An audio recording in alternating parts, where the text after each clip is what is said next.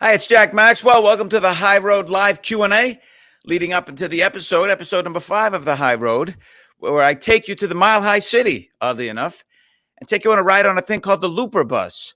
It's a 3-hour tour. I told them, and you'll see in the show or in the callback discussion after the show. You don't call it a 3-hour tour. Anyway, it's a fascinating thing. It was the only, at the time we filmed it, which is not too long ago, the only place where you could legally consume cannabis in public on this bus. Now they have passed a law that allows consumption lounges, but I'm not sure. It's been implemented. I obviously don't live in Colorado or how that works, but it's a fascinating piece. And people go on this bus for all kinds of reasons: to take a tour, to consume cannabis, to hang out, to be social. Same reason you go to a coffee shop. I mean, a real coffee shop, not an Amsterdam coffee shop. You're among your friends, and you'll get to meet some of these people. And I talked to them on this mini segment of the High Road coming up after this live Q&A. So this is your time. Ask me anything.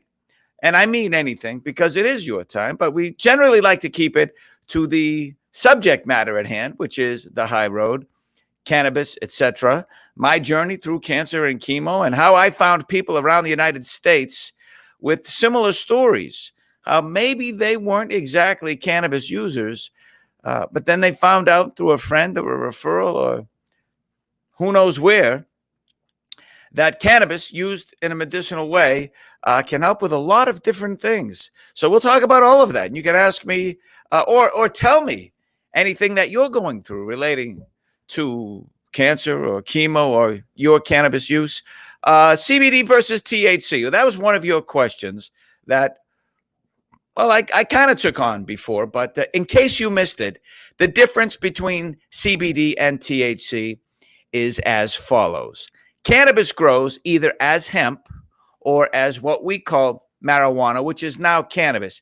I know that's confusing. The cannabis plant is either with 0.3% THC or without, just how it grows naturally. So with, we called that before in the past marijuana. It's now called cannabis. Without, it's hemp, rope, clothes, seeds, etc. And that produces most of the CBD. It's hemp-derived CBD for the most part. And that's used for many medicinal things. As a matter of fact, I'll get into this with more questions down the road, but CBD is generally for your body. As I've said before, I've been told, and it maybe is an oversimplification, but hemp is for the neck down, cannabis for the neck up, in that it has psychoactive properties. The THC, 0.3% or greater, is the element that actually gets you high, as they say. Now, of course, THC, CBD, there are different ratios. It works over the whole body, of course, but people are concerned about CBD versus THC because, well, they don't want to do something that's illegal, and it still is in 39 states recreationally. In 17 states, it's illegal medicinally. So to clarify, 33 states allow some kind of medicinal use and 11 states recreationally. So is it addictive? That's a good question. Is it addictive? Well, what do you mean? Which part of it? CBD or THC? First of all, we have to describe or define what is addiction. And I'm not a doctor, so I'm taking a layman's approach to this. And this is all, as always, how I understand it. So addiction comes in, well, there are many elements to addiction. There is the physical or biological part of the addiction, in that you have withdrawal symptoms if you don't do the thing you're addicted to, whether you're ingesting it or otherwise. And there's an actual chemical reaction if you go a certain period of time without this thing. So as far as I know, CBD has no addictive properties whatsoever. And THC, I suppose, if you overuse cannabis, you could become addicted in some ways. But I know people who are addicted to all kinds of things, which leads to the psychological part of addiction. Gambling, for instance, or food might be known as psychological addictions, not physical addictions per se. It's all part of the brain and how the mind processes that. Sure, you could still be irritable, which leads me to this story. Back in the day, a friend of mine was addicted to, well, let's just call it a cola product. So I don't get sued like Oprah, when she talked about the, what was it? Some kind of the Cattle Farmers Association. I don't know exactly what it is. But so like Coke or Pepsi or RC Cola, and maybe even one of those, he had to have 6 a day, at least, sometimes 9, 10, or 11 he would have. Because if he didn't have cans, I'm talking about now, 12-ounce cans, if he didn't, he would, first of all, be very irritable. And I told him that on a few occasions. But he would actually go through withdrawal. Now, would you say that cola, Coke, Pepsi, whatever, is addictive? Is it certainly not a banned substance? It's certainly not on any dangerous substance or controlled substances lists, but he was physically addicted to it. So I suppose you could get physically addicted to anything, but I think psychologically he was addicted as well. Another friend of mine played golf, had to play every single day or he'd get cranky. Now, would he have a physical withdrawal? Probably not, other than his mood and how he acted. And that's a real addiction in that way, isn't it? And it finally ended up costing him his marriage. Big surprise that he had to golf every day. So CBD, THC, I don't believe physically addictive, although cannabis, I suppose, at some point could become so. Psychologically, maybe. But again, you could be psychologically addicted probably to a lot of things we don't quite understand. I hope that answers your question. What was your first experience with it? That is a good question. My first experience, as you probably know, if you have watched any of my interviews over the years, that I decided as a young boy to never mess with drugs because my mother asked me not to. Now, it's not that simple, of course, because people are curious and young kids want to discover the world and try things they're not supposed to and walk on the wild side a bit, be a bit of a pirate, an adventurer, maybe push the envelope, however you want to say it. But I made her a solemn promise because my father was a drug addict. So I decided not to do that. We all know, of course, that cannabis is not the same as the other drugs.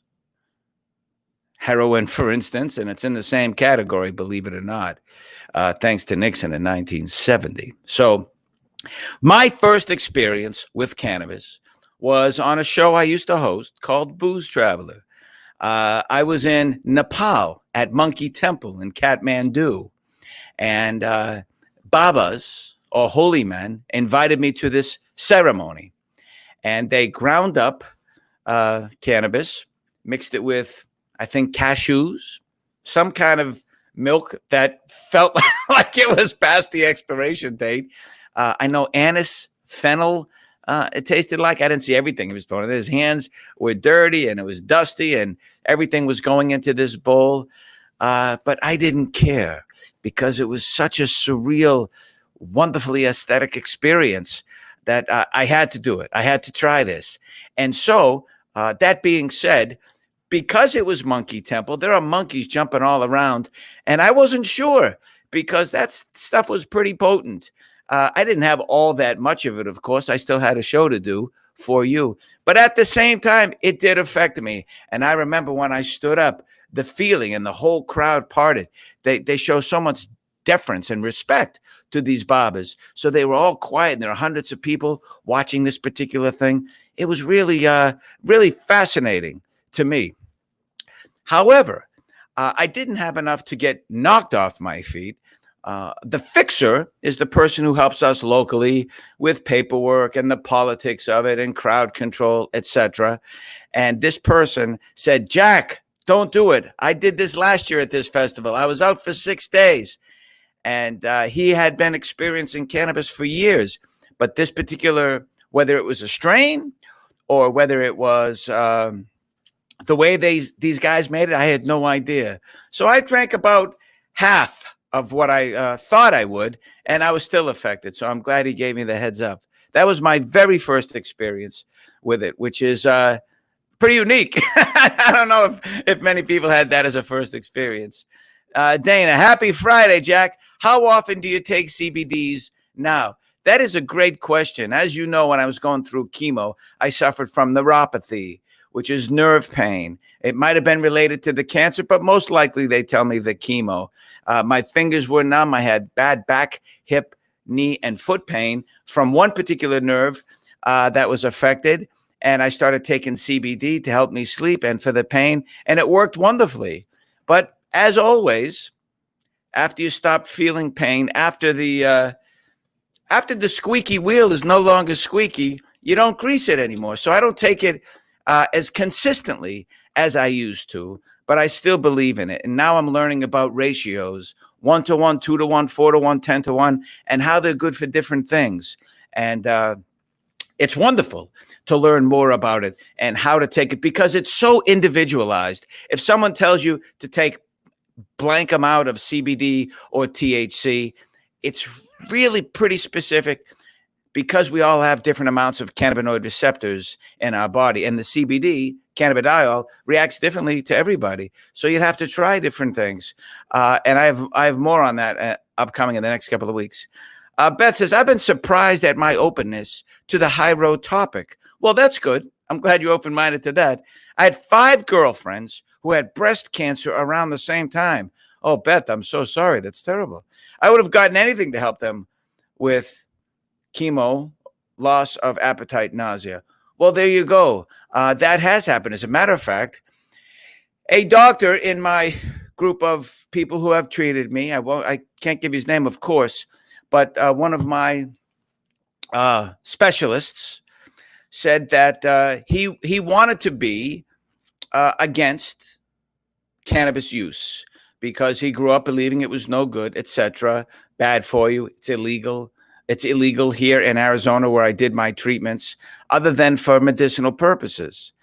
And he had another patient who was going through cancer, a different kind of cancer, and she had a lot of nausea from the chemo. And he had tried giving her, I think, 4 different things over a period of a few months, and none of them worked. And she said she went outside of his so-called jurisdiction and tried some medicinal marijuana, and it was the only thing that helped her nausea. So then he said, I wanted to be kind of against it, but how can I be? I have a patient, and against it, by that, I think he meant he didn't want to just hand it out without trying the things that he had come to rely on over the years, which makes perfect sense, right? So he now is a convert, and he now suggests this. I guess he does anyway. I don't see him anymore, thankfully. So Beth, I'm sorry about your girlfriends. I hope they all survived and are doing well now. And whatever you need to take to ease your suffering, right? Why shouldn't we be open-minded to that? Angie Dickinson. Oh, that's an interesting name for people who were around in the 70s. There's a story. My grandmother called them stories. Soap operas. It was a primetime show called Policewoman, starring Angie Dickinson. I think it was spelled differently. But I date myself. Hi, Jack. After brain surgeries, pot was my savior. Well, I know you're no millennial. No one calls it that anymore. But fantastic. Good for you. Savior how? Did you do other things? Let me know. Comment in more detail so we can talk about that. Thank you, Angie. Christine Erlinson. I was wondering what ratios meant. Will you be doing a show on that? Probably not a whole show, but I will be talking about it. And I'll have experts on over the next few weeks. We're going to do this for a while. More episodes to bring you. And yeah, ratios are very important. They can even now breed ratios, which is a wonderful scientific advancement. Betsy Posey. I used a Calm, capital C, CBD roll-on oil. Is that the name of the company? To help sleeping. Honestly, it worked great. Grade 8, have a hard time sleeping. I don't know what all of that is. Anyway, I'm glad that you no longer have a hard time sleeping. As I discover more and more about health and my own body and physiology, I realize sleep is really important. As a kid, I neglected it. I'd stay up late, hanging out with friends. I could get up 2 hours, fresh as a daisy. Boom, just jump up, spring out of bed, and take on life. Not so much anymore. I don't know if it's my age or the cancer, the chemo, or what, but good night's sleep is very important. And, of course, science and medicine knows it's very important to your health. Austin House, Boston misses you, Jack. Oh, thank you. Did you do a survey? Where did you stand? You on a corner? Hi, excuse me. Do you miss Jack? Hi, Boston. Do you miss? Thank you, Austin. I appreciate that, brother. I miss Boston too. I think we all should take some pride in where we come from. And as you've heard probably 100 times, I grew up in South Boston, Boston itself, but a place called Southie, and a lot of great kids I still talk to back there. Whenever I go back to Boston, I make sure I hit Southie, my old school, go hit a couple of pubs, round up the usual suspects, have a good time. Philip says CBD oil, orally or drops? Orally how then? You mean pills or drops? I take a tincture, mostly anyway. And then there, of course, gummies and other things. I guess whatever works for you. That's what I was saying earlier. As you understand that, from your research, I'm sure there are all different ways to ingest it. And then, of course, as far as the milligrams, etc., it's really dependent on the person. As a matter of fact, I'll get into this in more detail another time. But there are studies that say if it's not working, unlike opiates, don't take more, take less. And your body makes this really cool adjustment to it. Again, I'll get into it and I'll cite the medical sources because I know that sounds strange, but I didn't make it up. And that's fascinating to me. Ray Jones. Hey, Jack. Hi, Ray. I ask kind of different questions. Sorry, LOL. That's okay. This is your time. Ask whatever you want. But how do you personally feel about parents smoking marijuana, etc., with their children? You feel it's any different than having a drink with them? Well, I think that's up to the parents and to the kids. And, how young? I would never advocate drug use for kids, of course. It is a drug to whatever extent. You shouldn't drive on it, of course. You shouldn't give it to little kids, just like you shouldn't give them copious amounts of alcohol. I know in Italy, my grandmother told me stories of her father giving her daughter, my mother, wine when she was a little kid. And then I asked my mother about it. So my mother started sneaking down. Sorry, Mom. Started sneaking down into the basement where her grandfather made wine back in Boston. And she would take little sips. And the adults got such a kick out of it. Different place, different time. But I think as long as they're of legal age, why not? Who am I to say? I'm a big believer in letting responsible adults do what they do. And, of course, take responsibility for what you do. I'm not much on telling people what to do. I have my own opinion about things. Sometimes I share that, certainly with what's going on the last couple of weeks. I had something to say on my other show, Jack's Place, which is Sunday nights at 8 Eastern, 5 Pacific. If you want to join that, we have a drink and a chat. It's a little broader range of subjects. Amy Hull went on one of those buses during 420 a few years ago. What a great way to meet people and learn about cannabis. Yeah, it's fascinating. It's just not just a place that you can use to get high. It's fascinating. These people who are pretty much all advocates for it, but personal advocates, which I am not necessarily. I use it for medicinal purposes. I'm still not a casual user, but I don't think there's anything wrong with being one. Just like if you didn't drink coffee. I know someone who stopped drinking coffee and said, it's just not for me anymore. But they don't judge it. They don't go around saying, what are you drinking? I don't judge it. If that's what you want to do, hey, good for you. And again, to compare and contrast, much better than opiates. And again, opiates have their place. They're certainly not good for long-term use. And they throw off your body's chemistry in a lot of ways. And there are side effects. Science and medicine proves that. You shouldn't take them long-term. And I think too many people, again, from what I understand, and my friends in the medical community tell me this, too many people rely on them too quickly and for too long. Well, I think CBD and THC can ease that burden. At least I hope so. I know that it has in the past, and I hope it will continue to do so in the future as we learn more about it. As a matter of fact, speaking of that, according to JAMA, I think it's called, the Journal of American Medical Association, says that 24.8% drop in opiate overdose and death in places that allow medical use of cannabis. Imagine that. And that graph keeps growing, by the way. So I think that's wonderful. Keep people alive and off opiates, or at least overuse or abuse of opiates, I think that's a good thing, isn't it? Of course it is. Angie, the doctors gave me morphine and fentanyl. Wow, strong stuff. They just made me turn red, heart rushing, projectile vomiting, TMI. No, it's okay. We got to hear your story. A friend knew I was having a hard time. One day he dropped a small butt on the table in front of me. All he said was, try it. Sounds like Alice in Wonderland. Drink me. I have never looked back. I have a few leftover symptoms, but pot takes care of it all. And I'm not old. I didn't say you're old. It's just a different generational thing to call it pot. I don't know anyone of a certain age or under a certain age that calls it pot. It's marijuana, and even that is out. Cannabis, right? Oh, I don't know what the kids are calling it. What do I know? I'm old. Good for you, Edgy. I'm glad that you found some relief with it. Joe Lauren, how you doing? Carniero, I'm sorry, I don't know how to pronounce that. Much love, Jack, and to you, Joe. And much love to all the followers. Keep hugging and loving each other. Amen, brother. Absolutely. I wish more people considered that no matter what the subject was. Be kinder to each other and more gentle. It's easy to take your problems out on the world. Anybody can do that, but we have to share this space, this physical space, this emotional place to get along. And it's not all kumbaya. I understand we all have our problems. We all struggle. But isn't it better to start with compassion and empathy for others? I think when you feel warmth in your heart toward other people, inevitably you're going to be happier. And wouldn't you rather be? I would.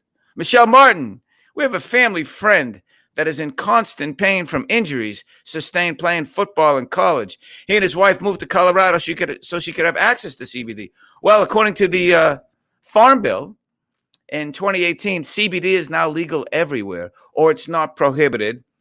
I don't want to get too much inside baseball here, but there's a difference between making something legal or removing the federal prohibition, which is what the Farm Bill did. So it's now a state-by-state issue. But generally speaking, when something is no longer federally prohibited, the states follow along, generally speaking. So for THC, federally, well, still illegal. 11 states have made it okay to do so. And 33 states, as of right now, allow some form of medicinal use. And of course, I think those numbers are going to get higher and higher, so to speak, as we go on. But CBD is okay everywhere. So maybe that was back in the day. I don't know. Of course, sounds like it was prior to 2018. Anybody else? Mary Jane. They used to call it that too, right? Absolutely. Hello, sir, said somebody. I'm sorry I missed that. So by the way, coming up is this, it's called Looper. It's a bus and it drives around. It's the only place in the United States where it exists. And this is, you'll have to click on this, by the way, to get the episode and the callback discussion, the post show. It rolls right into it with the founder, Brian Spatz, of this particular thing. It's fascinating for me. I'd never seen anything like that. Most people haven't, of course, because it's illegal everywhere except for right there. So if you're in that neighborhood and you want to check that out, it's not as expensive as I thought it would be, but you'll have to find that graphic and click on it, either on Facebook, my Facebook page, and that's, I guess, not my personal, but the other one, or my YouTube channel. Easier to go on there, and we're still working all that out, of course, because it is a work in progress. But we'll be going forward with all kinds of discussions and episodes about the high road, which again started when I got cancer and went through chemo and discovered people are out there using this for all kinds of reasons, but mostly to feel better and to ease their pain and suffering. And I was fascinated by that angle, especially by the people who probably didn't use it before or were against it for some reason. So it's wonderful that they're open-minded and they have a better life because of it. Shouldn't we all be? Here in Canada, oh, hello, Canada, the government said they did a survey saying only 24% of Canadians smoke pot. There it is again. One day after weed was legalized nationwide, Canada was sold out in 24 hours. Yeah, well, so much for surveys and polls, I suppose.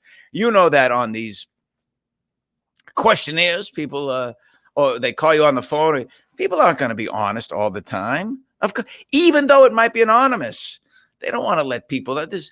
You know, this thing about having privacy, not necessarily secrets, but you don't want to share everything with a total stranger.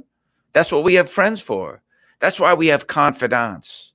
consiglieres, people we go to for advice and counsel. We tell them our problems. I don't know if it's necessarily healthy to tell everybody everything all the time. Is it? Because then nobody's special. Your friends don't get that part of you if everybody gets that part of you, right? That's how one way to show friendship is to take someone in and share things you don't share with anybody else.